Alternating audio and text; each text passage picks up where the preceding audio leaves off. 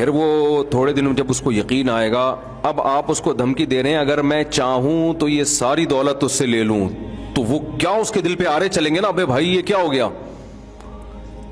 بہت بڑا احسان جب کسی پہ کیا جاتا ہے تو واپسی کی دھمکی سے سامنے والے پر بہت خطرناک اثر پڑتا ہے۔ تو انبیاء کے دل میں جو سب سے بڑی دولت ہے ان کی نظر میں وہ تو علم ہے، وہ پیسوں کے عاشق تھوڑی ہوتے ہیں۔ تو اللہ تعالیٰ اپنے حبیب صلی اللہ علیہ وسلم کو سورہ بنی اسرائیل میں کیا کہہ رہے ہیں؟ لوگ مجھے کہتے ہیں آپ آیتوں کے ریفرنس نہیں دیتے، ہم پوری آیت پڑھ کے سنا دیتے ہیں، اور کیا چاہیے تمہیں؟ ریفرنس دینے سے زیادہ مشکل ہوتا ہے پوری حدیث عربی میں یا آیت پڑھ کے سنا دینا۔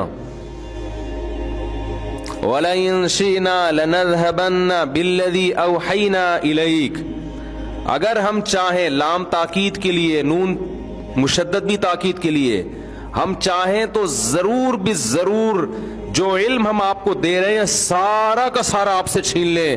ثم لا تجد لك علينا نصيرا، اور پھر اپنا آپ کسی کو مددگار بھی نہیں پائیں گے ہمارے خلاف کہ ہم سے تھوڑا سا بھی علم چھین کے دکھا دے وہ۔ تو حکیم علماء نے لکھا کہ پیغمبر صلی اللہ علیہ وسلم پہ کیا گزری ہوگی نا، لیکن اللہ نے اگلی آیت میں اپنے حبیب کو تسلی دے دی، الا رحمتا من ربک، مگر تیرے رب کی تجھ پر، بولو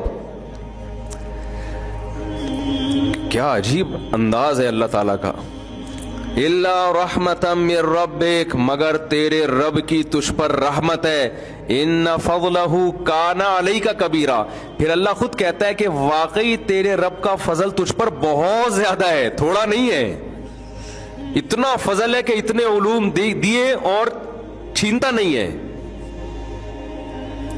تو حکیم علماء فرماتے تھے اگلی آیت کے بعد پیغمبر صلی اللہ علیہ وسلم کو تسلی ہوئی ہوگی۔ آپ کسی کو نا کروڑوں روپے کا گفٹ دیں، وہ غریب آدمی ایک دم دولت مند ہو جائے، پھر آپ بولیں بیٹا میں جب چاہوں یہ 2 منٹ میں لے سکتا ہوں، اس کے تو دل پہ آرے چلنا شروع، پھر فوراً تسلی دیتے ہیں لوں گا نہیں۔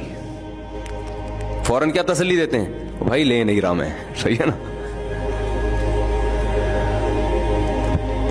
تو اللہ میاں ہمیں ہماری کیا یاد دلاتے ہیں میرے بھائی؟ لکھا ہوتا نا اوقات شام 7 سے 8،